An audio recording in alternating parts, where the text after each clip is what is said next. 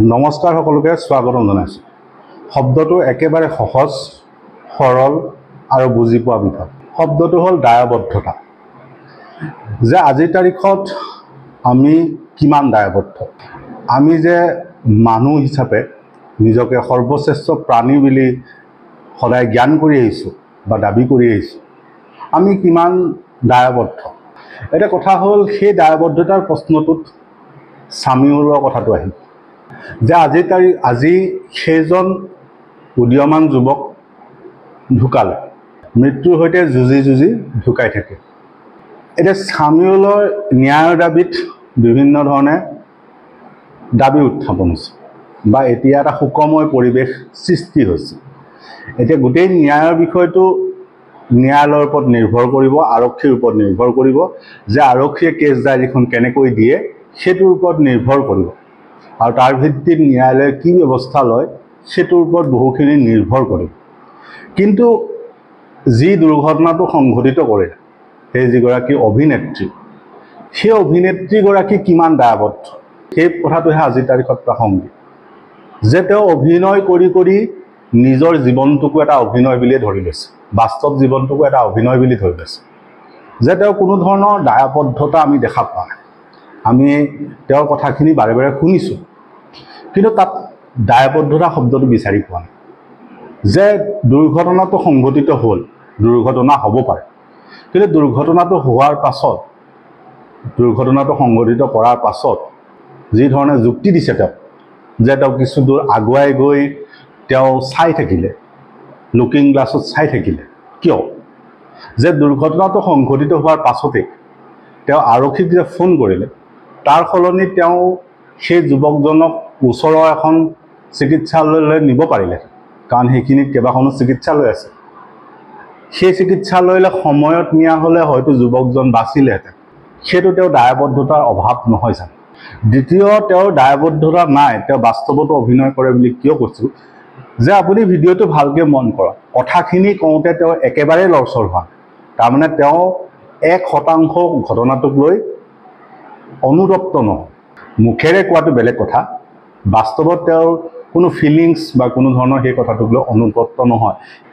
খোকোজাও লগা নাই, কথাখিনি কওঁতে তেওঁ থমকিও ৰোৱা নাই, একেবাৰে চিধা কৈ গৈছে, একেবাৰে ভ্ৰাম্যমানত কৰা অভিনয়ৰ নিচিনাকৈ তেওঁ কথাখিনি কৈ গৈছে, যেন একেবাৰে সাধাৰণ ঘটনা এটা ঘটিছে, যে পানী পৰিছে, তাত কোনোবাই পিছল খাই পৰিলে, তেনেধৰণে কথাটো কৈছে। আজি যে তেওঁ ক'লে, তেওঁ যে সেই সময়ত দাবী কৰিছিল যে সাধাৰণ আঘাত পাইছে, সাধাৰণ আঘাত পোৱা যুৱক এজনে মৃত্যুমুখত কেনেকৈ হ'ল? আৰু তেওঁ যে দাবী কৰিছে যে তেওঁ বহু বেছি গতিবেগত নাছিল। যদি বহু বেছি গতিবেগত নাছিল, তেতিয়া যুৱকজন ইমান বেয়াকৈ আঘাতপ্ৰাপ্ত কেনেকৈ হ'ল? আজি আচলতে মনটো অলপমান বেয়া লাগিছে, আৰু সেইবাবে দুআষাৰমান কম বুলি আপোনালোকৰ সন্মুখত আহিলোঁ। ইতিমধ্যে সংবাদ মাধ্যমত খুব সজোৰেৰে প্ৰচাৰ হৈ আছে, আপোনালোকে গমে পায় হয়তো, যে অভিনেত্ৰী নন্দিনী কাশ্যপৰ বাহনত দুৰ্ঘটনাগ্ৰস্ত হয় যিজন স্বামীউৰ ৰহমান বুলি যুৱক, আমি খবৰ এটি পাইছিলোঁ, তেখেতৰ ইতিমধ্যে মৃত্যু হোৱাৰ বাতৰিটো প্ৰকাশ পাইছে, আৰু আমি খুবেই মৰ্মাহত হৈছোঁ আচলতে। আৰু আমি প্ৰথম দিনৰ পৰাই এই বিষয়বস্তুটোক লৈ লক্ষ্য ৰাখি আছিলোঁ যে কি ধৰণে 25 তাৰিখৰ নিশা অভিনেত্ৰীগৰাকীয়ে দুৰ্ঘটনা কৰিছিলে, সেই খবৰখিনিও আমি পালোঁ পোনপ্ৰথমে। তাৰপিছত তেওঁক কি ধৰণে আইন প্ৰশাসনে 6 ঘণ্টাৰ ভিতৰতে থানাৰ পৰা জামিনে দিছে নে কি দিছে নাজানো, তেখেতক উলিয়াই বাহিৰ কৰি পঠিয়াই দিলে। আৰু তাৰপিছতো তেখেতে তেওঁৰ খবৰ ল'ব যাম বুলি কৈ অৱশেষত তেখেতৰ মৃত্যুৱে হ'ল। যিয়ে কি নহওক, এতিয়া কথাটো হৈছে যে আমি যিহেতুকে ভাৰতবৰ্ষৰ নাগৰিক, আৰু ভাৰতবৰ্ষৰ নাগৰিক হিচাপে আমি ভাবোঁ যে ভাৰতীয় যিখন আইন, সেই আইনখন সকলোৰে বাবে সমান হ'ব লাগে। কিন্তু আশ্চৰ্যকৰ বিষয় এইটোৱে যে আজি এই ক্ষেত্ৰটোত বা এই ঘটনাটোৰ লগত যদি নন্দিনী কাশ্যপ নহয়, কোনোবা এজন কেব চালক হ'লহেঁতেন, কোনোবা এজন সাধাৰণ চালক হ'লহেঁতেন, তেতিয়াহ'লে তেওঁৰ ক্ষেত্ৰতো এই ধৰণে তেখেতে সকাহ পালে হয় নাই? তেখেতে মুকলি আকাশৰ তলত সংবাদ মাধ্যমৰ আগত বাদ্য দি ঘূৰি ফুৰিব পাৰিলে হয় নাই? আমি সেই বিষয়টোক লৈহে আচলতে প্ৰশ্ন ৰাখিব বিচাৰিছোঁ। যে আজি আচলতে আমি যিখন অসমত বাস কৰোঁ সেই অসমৰ প্ৰশাসন তন্ত্ৰটোই আচলতে ক'ৰবাত নহয় ক'ৰবাত কিবা এটা ত্ৰুটি ৰাখিছে নেকি যে চেলিব্ৰিটি হ'লে বা কোনো হাই প্ৰফাইলৰ ব্যক্তি হ'লে তেওঁৰ বাবে আইনখন বেলেগ ধৰণে হয় আৰু এজন সাধাৰণ মটৰ শ্ৰমিক বা এজন সাধাৰণ ঘৰৰ যদি এজন চালকে যদি বা নিজৰ বাহনখন চলাই যাই থকা গৰাকীয়ে যদি তেনেকুৱা ধৰণৰ ঘটনা কৰে তেওঁৰ বাবে আইনখন বেলেগ হ'ব নেকি আজি এই কথাখিনি এই কাৰণে আমি আহিবলগীয়া হ'ল যে আজি কিছুদিন পূৰ্বে যোৱা ২৬ তাৰিখে আমাৰ সতীৰ্থ বন্ধু এজন কেব চালক এজনে পল্টন বজাৰৰ আশে পাশে নিজৰ বাহনখন ৰখাই থৈছিলে আৰু তেখেতক পিছফালৰ পৰা কোনোবা এজনে হৰেণ বজাই আছিল হৰেণ বজাই থাকোঁতে তেখেতে গাড়ীখন ছাইড কৰা নাছিলে আৰু তাৰ বাবে তেখেতক পল্টন বজাৰ আৰক্ষী চকীত লৈ যোৱা হ'ল আৰু তেখেতক লৈ গৈ ৰাতিপুৱা ৫ বজাৰ পৰা দিনৰ প্ৰায় ২ বজামানলৈকে মানে ৬-৭ ঘণ্টা টাইম তেখেতক অকল পিছফালে হৰেণটো বজোৱাৰ বাবে যে গাড়ীখন যে বাহনখন যে নিজৰ বাহনখন আঁতৰাই দিয়া নাছিল তাৰ বাবে তেখেতক ৫-৬ ঘণ্টা বহাই থৈ দিয়া হ'ল ইয়াৰ কাৰণ একমাত্ৰ যে তেওঁ এজন কেব চালক আছিল আৰু এই নন্দিনী কাশ্যপ নামৰ অভিনেত্ৰীগৰাকীয়ে এজন সম্ভৱতপূৰ্ণ যুৱক যিজন পলিটেকনিকত পঢ়ি আছিলে বুলি আমি জ্ঞাত হৈছোঁ আৰু তেখেতে মেধাসম্পন্ন যুৱক বুলিও আমি গম পাইছোঁ সংবাদ মাধ্যমৰ যোগেৰে আৰু তেখেতক নিজে তেখেতে বাহনখনত বহি থকা বুলি যিহেতুকে সংবাদ মাধ্যমত প্ৰচাৰ হৈ আছে যে স্কুটি এখনত তেখেতে বহি আছিলে আৰু তেনেকুৱা যুৱক এজনক খুন্দিয়াই চিটিকাই দিয়াৰ পিছত য'ত তেখেতৰ হাত ভৰি ছিঙি যোৱাৰ নিচিনা উপক্ৰম হৈছিলে হাত ভৰি ভাঙি গৈছে আৰু তাৰপিছত কিন্তু এই অভিনেত্ৰীগৰাকীক ৬ ঘণ্টাৰ ভিতৰতে আৰক্ষী প্ৰশাসনে মুকলি কৰি দিলে এই দুইটা বিষয়বস্তু আপোনালোকে এবাৰ নিজে ভাবি চাওকচোন যে দুইটা ঘটনাই এজন কেব চালকৰ লগত পিছফালে হৰেণ বজোৱাৰ কাৰণে তেখেতক ৬ ঘণ্টা বহাই ৰাখিছিলে আৰু অভিনেত্ৰী হোৱাৰ কাৰণে এজন যুৱক আজি আচলতে মৃত্যুৱে হ'ল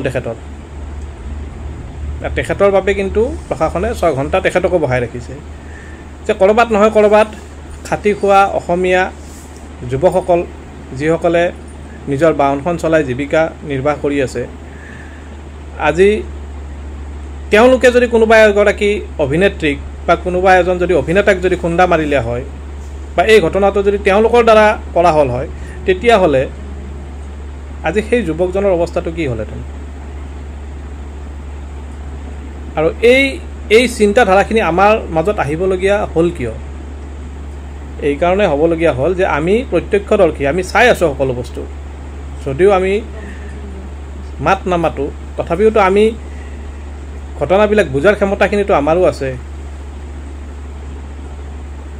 আমি প্ৰত্যেকটা বাইটত দেখা পাইছোঁ যে অভিনেত্ৰীগৰাকীয়ে যি ধৰণে ইণ্টাৰভিউ এটা দিওঁতে মিচিকীয়া হাঁহি এটা মাৰি দিয়ে তাৰমানে তেখেতৰ ক'তো নিজৰ উপলব্ধখিনি নাই যে তেখেতে কিবা এটা ভুল কাম কৰিছে তেখেতৰ দ্বাৰা এজন যুৱক পংগু হ'ল বা দুৰ্ঘটনাগ্ৰস্ত হ'ল তেখেতৰ কোনো ধৰণৰ কিন্তু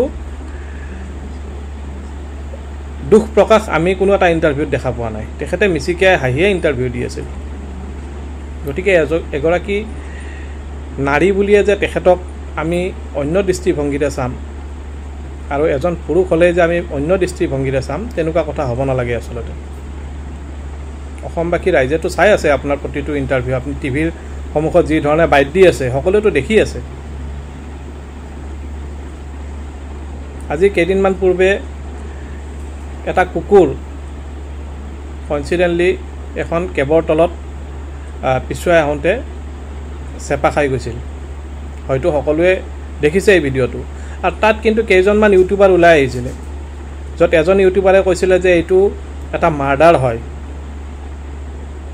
আৰু কেব চালকজনে আচলতে নেদেখাতে তেখেতৰো গাড়ীৰ তলত সোমাইছিলে তেখেতে গমেই নাপায় আৰু তেখেতৰ ভিডিঅ' ফুটেজটো লৈ কেনে কোৱা হৈছিলে যে এইটো এটা মাৰ্ডাৰ হয় প্ৰি প্লেনিং মাৰ্ডাৰ কৰিছে তেখেতক সেই কুকুৰৰ পোৱালিটোক আৰু কেইজন মানে ডগ লাভাৰ হৈ কেনে তেখেতৰ এগেইনষ্টত গীতা দ্বিতীয় হ'ল আমি শেহতীয়াকৈ এটা বাতৰি দেখিছোঁ। বাতৰিটোত কোৱা হৈছে যে USTMে যাতে যিখিনি উচ্ছেদিত পৰিয়াল আছে সেই উচ্ছেদিত পৰিয়ালখিনিৰ শিশুখিনিক শিক্ষাৰ দায়িত্ব নলয়, তাৰ বাবে স্মাৰকপত্ৰ দিছে কেন্দ্ৰীয় চৰকাৰ। এতিয়া কথাটো হ'ল এই যিটো সংগঠন বা যিখিনি মানুহে দিছে তেওঁলোকক আমি এটা একেবাৰে মৌলিক প্ৰশ্ন সুধিছোঁ যে এইসকল শিশু তেওঁলোকৰ উচ্ছেদ হ'ল, কাইলৈৰ পৰা তেওঁলোকৰ স্কুল কলেজলৈ যোৱাটো বন্ধ। এতিয়া কথাটো হ'ল সেই ছাত্ৰ ছাত্ৰীসকলে কাইলৈ গৈ কোনোবা এটা অপৰাধত যদি তেওঁলোক কেনেবাকৈ নহ'বলগীয়াকৈ জড়িত হয়, তেতিয়া আকৌ আপোনালোকে প্ৰতিবাদ কৰিব যে মিয়াই অপৰাধৰ সাম্ৰাজ্য গঢ়িছে বুলি আপোনালোকে প্ৰতিবাদ কৰিব, মিয়া আগ্ৰাসন কৰিছে বুলি আপোনালোকে প্ৰতিবাদ কৰিব। এই যিসমূহ সংখ্যালঘু বুলি কওক, মিয়া বুলি কওক, আমি বৈধ নাগৰিক বুলি কওক, এওঁলোকক শিক্ষা দীক্ষাৰ ক্ষেত্ৰত বঞ্চিত কৰিব পৰা বিচৰা বিষয়টো আমি বুজি পাওঁ যে সেই শিশুজনৰ বা সেই শিশুখিনিৰ ভুল একোতো নাই। তেওঁলোকৰ পিতৃ হওক, তেওঁলোকৰ ককাক হওক, তাত মাটিত তেওঁলোকে বহি আছে। এতিয়া সেই বহি থকা কথাটোত এই শিশুজনৰ কি ভুল, আমি সেই কথাটো একেবাৰে বুজি পাওঁ। তেওঁলোকক যে ভৱিষ্যতে যে শিক্ষাৰ পৰা বঞ্চিত কৰিবলৈ যে বিচাৰিছে সেই কথাটো আমি বুজি পোৱা নাই। সেই কথাটোত আমি দায়বদ্ধতাৰ প্ৰশ্নটো কৈছোঁ যে আপোনালোক মানুহ হিচাপে সমাজৰ প্ৰতি কিমান দায়বদ্ধ। কোনো এটা জনগোষ্ঠী বা সম্প্ৰদায়ক লৈ ওকালতি কৰা নাই, আমি প্ৰশ্নটো কৰিছোঁ আপোনালোক মানুহ হিচাপে কিমান দায়বদ্ধ। গতিকে শিশুখিনিক আপোনালোকৰ যি জটিল ৰাজনৈতিক কথা সেইখিনিৰ পৰা দূৰত ৰাখক। তেওঁলোকৰ শিক্ষাৰ ক্ষেত্ৰত অধিকাৰ আছে, এইটো সংবিধানে মৌলিক অধিকাৰ হিচাপে চিহ্নিত কৰি থৈছে, সেইটো আন এটা প্ৰসংগ। তৃতীয় কথা হ'ল এই শিশুৰৰ কথাটো আহোঁতে এটা বিশেষ অনুষ্ঠান শিৱসাগৰৰ যুৱদলত হৈছে, খুব ভাল অনুষ্ঠান এটা পাতিছে যে শিশু নাট্য সমাৰোহ। গৰম বন্ধত শিশু নাট্য সমাৰোহ এটা অনুষ্ঠিত কৰাটো খুব এটা ভাল পদক্ষেপ, শিশুখিনিক নাটকৰ ক্ষেত্ৰত আগুৱাই লৈ যাবলৈ বিচাৰিছে। এতিয়া সেই শিশু নাট্য সমাৰোহৰ যিখিনি আয়োজক তেওঁলোকক আমি এটা সৰু প্ৰশ্ন এটা সুধিছোঁ যে আমি চিঠিখন দেখিছোঁ, এতিয়া এই চিঠিখনত আপোনালোকে বহুখিনি বিশিষ্ট ব্যক্তিক মাতিছে, বহুখিনি সম্বৰ্ধনা দিছে, এটা ভাল পদক্ষেপ লৈছে। কিন্তু এই পদক্ষেপসমূহত আপোনালোকে যিখিনি অতিথি মাতিছে তাৰ একাংশ বুলি কৈছোঁ, একাংশ আচলতে কি, তেওঁলোক কি ক'ত কিয় বিখ্যাত যে আপোনালোকে তেওঁলোকক এজন সাংবাদিক হিচাপে মাতিছে, সম্বৰ্ধনা দিছে, তেওঁলোকক কথা ক'বলৈ দিছে, আমাক ক'বলগীয়া একোতো নাই। কিন্তু সেই মানুহকেইজন আচলতে শিশুৰ প্ৰতি কিমান দায়বদ্ধ, কাৰণ তেওঁলোকে এটা খুব গুৰুত্বপূৰ্ণ দায়িত্ব লৈ থৈছে, সেইটো হ'ল শিক্ষক। যদিও শিক্ষা বিভাগ বুলি কওঁ, সেইটো এটা মানৱ সম্পদ তৈয়াৰ কৰাত কমাৰ শাল। এইখিনি ছাত্ৰ ছাত্ৰীক মানৱ সম্পদ হিচাপে গঢ় দি সমাজলৈ এৰি দিয়াৰ গুৰু দায়িত্ব এই শিক্ষকসকলৰ গাত থাকে বা হাতত থাকে। এতিয়া শিশু নাট্য সমাৰোহ যিহেতু পাতিছে, আমি সেই প্ৰশ্নটো সুধিছোঁ যে তেওঁলোক শিক্ষক কিন্তু তেওঁলোকে বাস্তৱত সাংবাদিকতা কৰে, যাৰ বাবে আপোনালোকে তেওঁলোকক সাংবাদিক হিচাপে মাতি আনি তেওঁলোকক গামোচা পিন্ধাইছে, সম্বৰ্ধনা দিছে, তেওঁলোকক কথা ক'বলৈ দিছে। কিন্তু কথা হ'ল তেওঁলোকে সাংবাদিকতা কৰিবলৈ যাওঁতে এই শিশুসকলৰ প্ৰতি যে অন্যায় কৰিছে, তেওঁলোকে বিদ্যালয়ত কিয় আহে, তেওঁলোকে কিবা এটা শিকিবলৈ আহে, পঢ়িবলৈ আহে।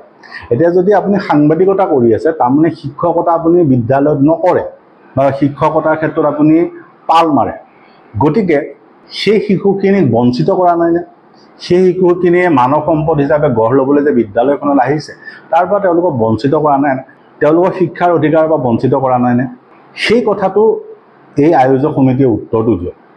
আপোনালোকে ভাবি চাওক যে শিশুৰ ক্ষেত্ৰত এই মানুহখিনিয়ে অন্যায় কৰি আছে, সেই কথাটো আপোনালোকে গম্ভীৰতাৰে চিন্তা কৰক। কাৰণ সেই মানুহখিনি যিহেতু শিক্ষক, তেওঁলোকে যিহেতু দায়িত্ব লৈছে, গতিকে তেওঁলোক সেই শিশুখিনিৰ ওচৰত দায়বদ্ধ, সেই অভিভাৱকখিনিৰ ওচৰত দায়বদ্ধ, সেই অঞ্চলটোৰ ওচৰত দায়বদ্ধ।